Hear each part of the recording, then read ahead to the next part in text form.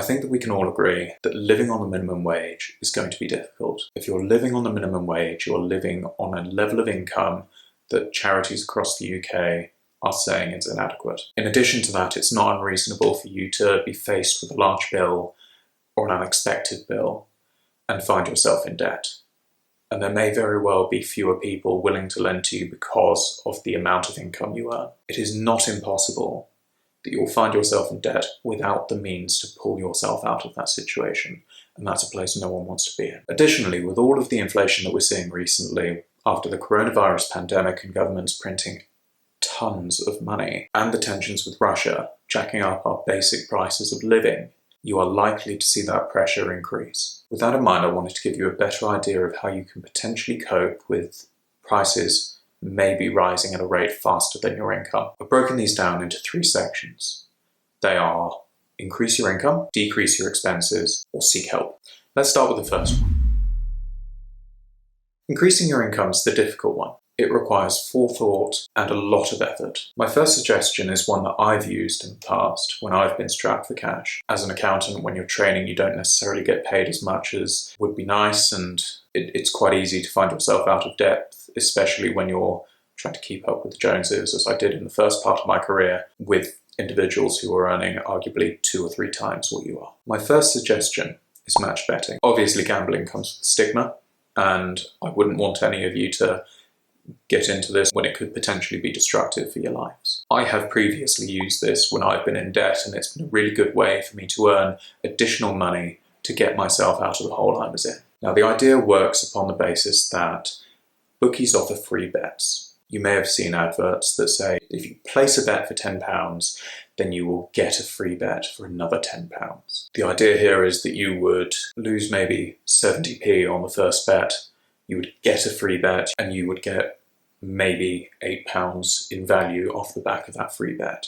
Now, you're not going to get rich off of it. It is just for a bit of extra money, but there are people who have managed to make it their full-time job. And because it's gambling income, you don't have to pay tax on it. I've personally used this a number of times. It's been really useful. I've made a couple of £100 off of working a weekend. And if you need a bit of extra cash, it's a useful tool to have in your arsenal. I will include a referral link down below, just so that you can use the same place that I've used. My next 2 suggestions are probably more obvious than you may have anticipated. So they are as simple as, can you get an extra job or can you work extra hours? Now, with the national living wage going up to £9.50 an hour, you may find yourself able to meet your expenses. If that is not the case, then it could very well be worth working more than your 35-hour contract should you be employed full-time. Overtime can sometimes come with the additional benefit of being paid time and a half or double time per hour. This makes a significant impact on the rate that you're earning for your time, and it makes your weekend time far more valuable than your midweek time to the company. It's worth bearing in mind, though, that you do only live once. You do need to make sure that you're living your life and you're having fun. Finally, the last idea is start a side hustle. Now, clearly I'm a firm proponent of this because I'm trying my hardest to start YouTube, but there are plenty of things that you can do across the UK with the advent of the internet that can earn you extra money. A site that I've used before for contracting myself out is People Per Hour, and I will leave a link in the description should you be interested. The idea is that over time you build a reputation and a profile, and people will eventually want to do business with you. And this is something that can eventually turn into a side hustle that turns into a business that may eventually be able to replace your single source of income. Okay, so that's the ways that we can increase our income. You can also reduce your expenses. The first thing on my list here is, why not try having a meat-free day? Perhaps I'm biased on this one because my partner is a vegan, but what I've noticed going through our budget is that our food bill actually reduced when she turned vegan. And I put this down to the fact that she was eating significantly less meat. Now, I still do, but I tend to eat vegan when I'm at home just because it makes things easier. Our food bill fell from something like £220 a month to about £160 off of simply not ordering chicken and beef. Now, that's a huge change, and I do eat a lot, so maybe it won't be quite as pronounced for you, but it's worth considering. My second suggestion here is to kill your ego. You need to stop spending money on the things that don't bring you joy.